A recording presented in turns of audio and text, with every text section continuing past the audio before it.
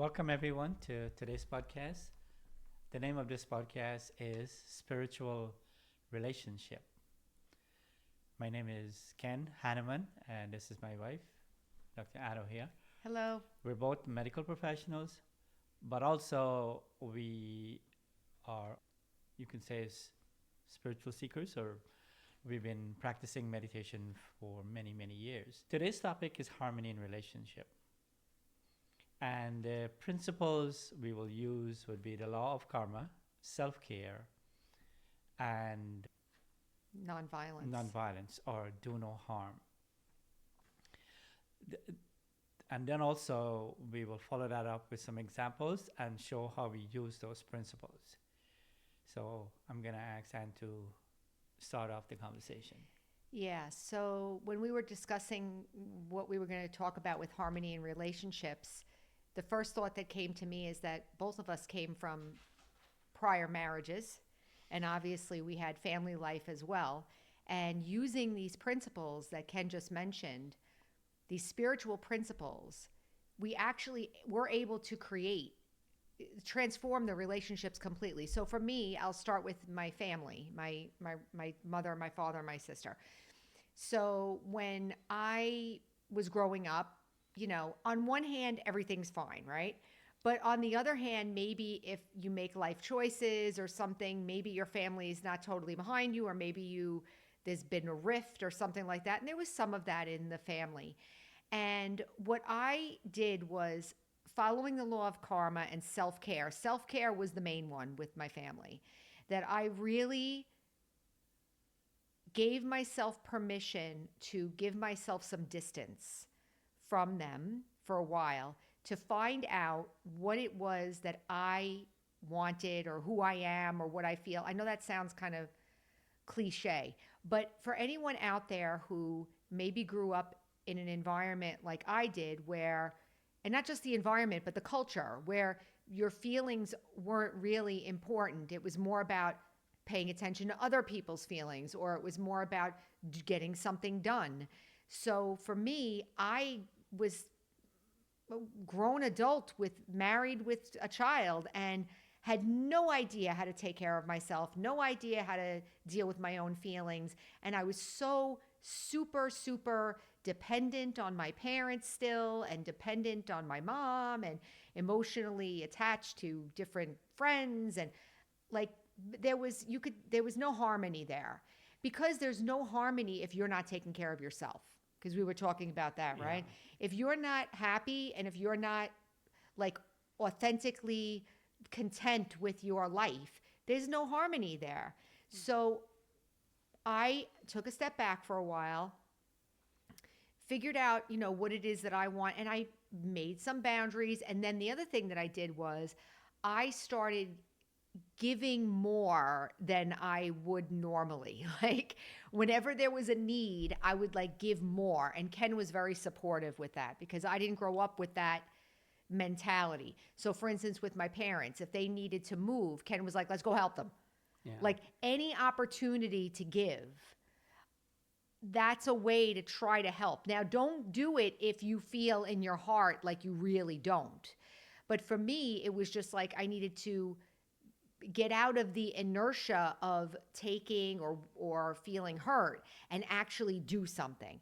Anytime where you have that opportunity, I didn't talk about this before with you, but this is a good point. When you're trying to make a relationship harmonious, it's a good idea to take opportunities to do something in the relationship.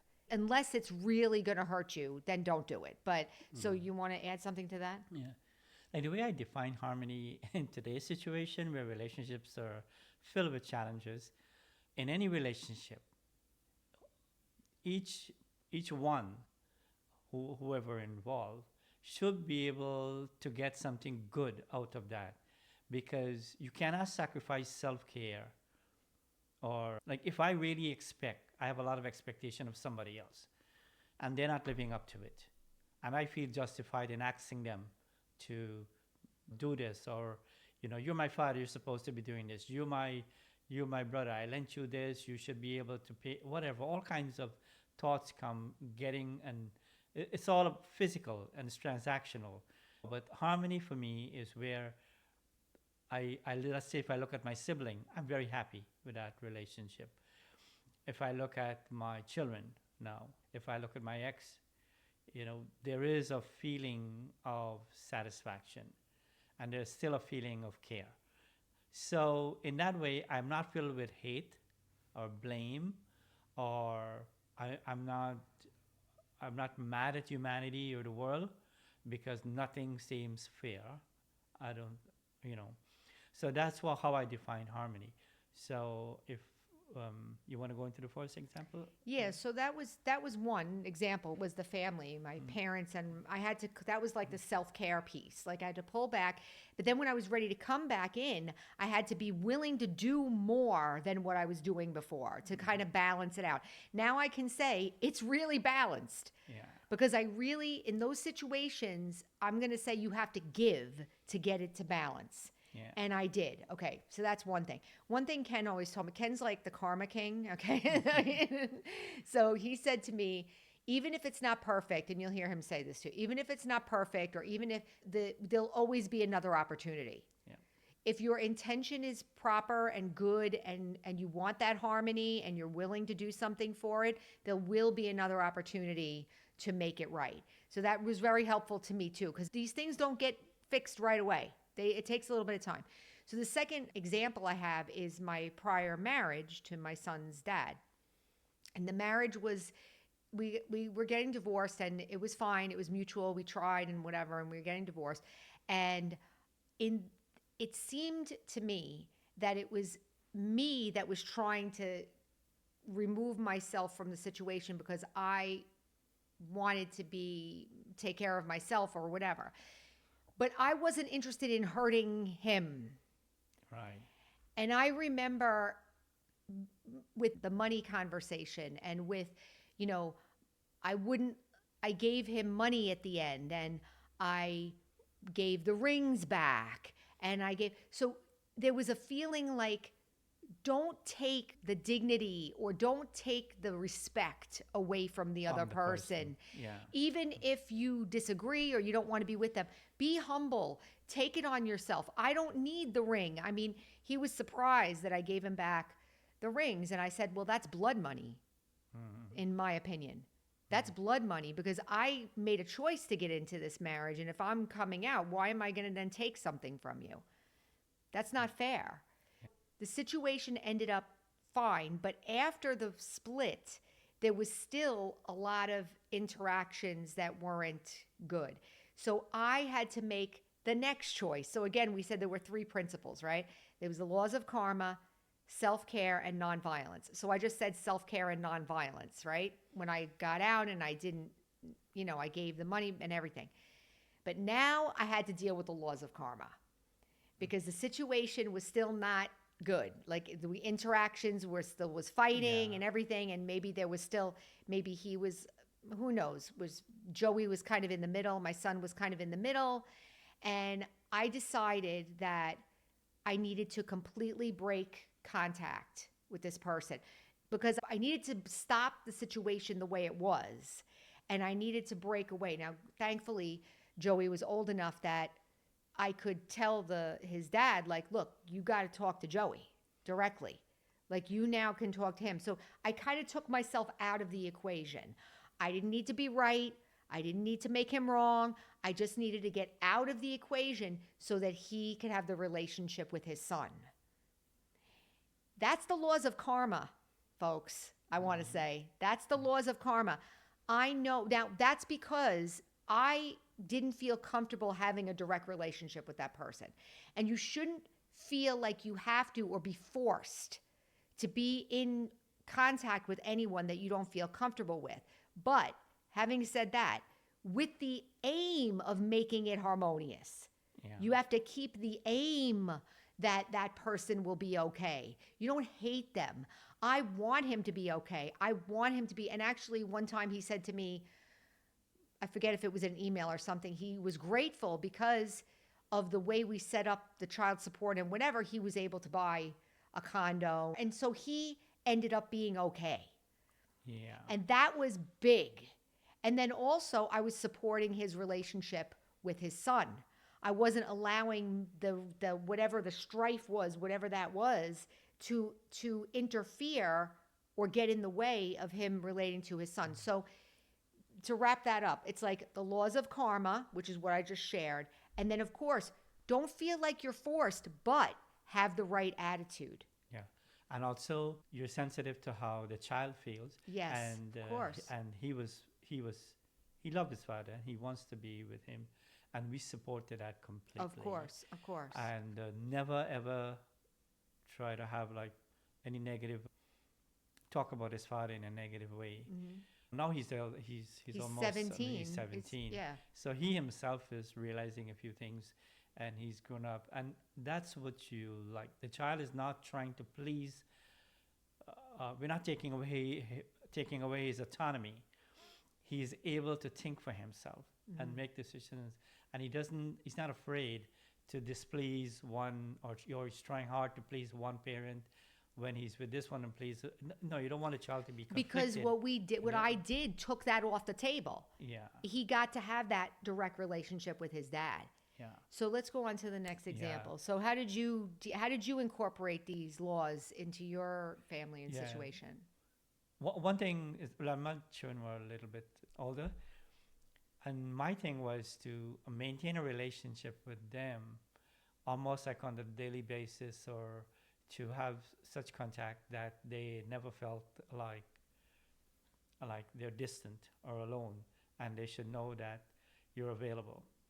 Two is that even though for a little while the relationship with the ex there wasn't much communication, internally my thought was there was always a feeling of care and not wanting that person to be alone, not to be like To suffer, to like, suffer. yeah. And I also knew, children are real, they're people, right? So they would also have feelings. So you have to address that. And one way you address that I can remember like one time my son said, you know, mom is thinking of going to live in another place and in another country, and I would have to go take care. I would don't how she's going to get the money, whatever it is. And I said, Kenny, don't take that on.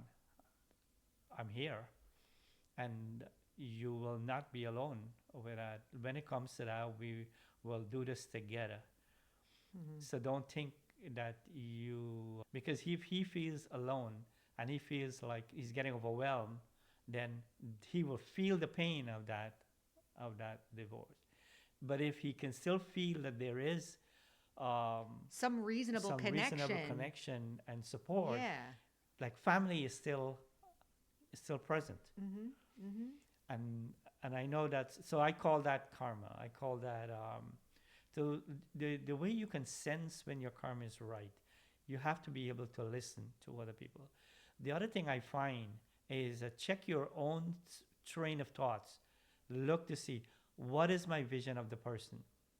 Do you still have good feelings? Do you still have a feeling that they should not suffer or whatever? You might not be able to help much physically, but never lose the intention, or never go down to hate or blaming yourself, because that will destroy you, and that it will come out in your relationship with your kids.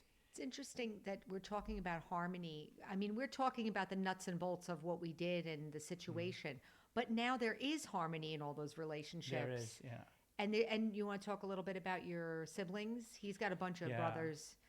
Yeah, I have three brothers, and we have a very good relationship. But being the eldest in the family and my parents passing away, I had to take on that role, as I would say I'm both their elder brother and parent. And I have one sister passed.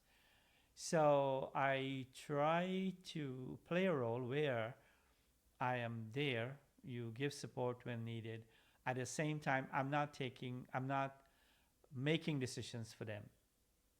I'm not trying to be dogmatic or so on. And so gradually, what happened is that there is a space, because they're all married and they all have their own family now. Hmm. But it started even, the attention was there even before they were married, because So as they went through life, I adjusted my relationship, and now I'm happy to see the growth and to see where things are. And what I'm sensitive to is what is my feeling about him, and I feel good, and what is their feeling about me. And if there is something positive there, I feel like we let me take care and nurture this relationship from here. So I am not overburdening my mind with, oh, I didn't do this, I should have done that, I'm sorry. No, I look back, there's nothing to be sorry for. So that's one thing that I like how things turn out. I'm not saying I went into this fully knowing what is right, but I guess the spiritual effort that I had, this feeling of do not cause harm, if you can. I have another quick example of this. We have a neighbor. We're in this new house, and we have a neighbor, and I met the neighbor, and I kind of set up the relationship right away, and I said, we're going to be, if I need something, or if you need something, or we don't have to be with each other all the time, but we know. And I think that's kind of like the relationship you have with your brothers, and I'm beginning more and more to have that relationship with my family. Like, it's growing into that, which it was very far away from that before. There was a lot of fear and stuff going on before, but now it seems like it's healing. And so there could be healing, and where we get to harmony means that everyone's there, everyone's taken care of, everyone's happy. It really is possible. We just shared our experiences because each one of us is going to be different. Yeah. But I would say that these spiritual principles were definitely a guiding light. Right. So the way we will close this, we'll say, to have harmony, do no harm. Yeah, I love that. Yeah. To yourself too, Yeah, right? to yourself and others. Yeah. Okay. So Okay. we hope that Try your that gave best. you something to Yeah. work with, and we'll see you next time. Yeah. Okay, thank Okay. you. Bye-bye. Bye-bye. Thank you.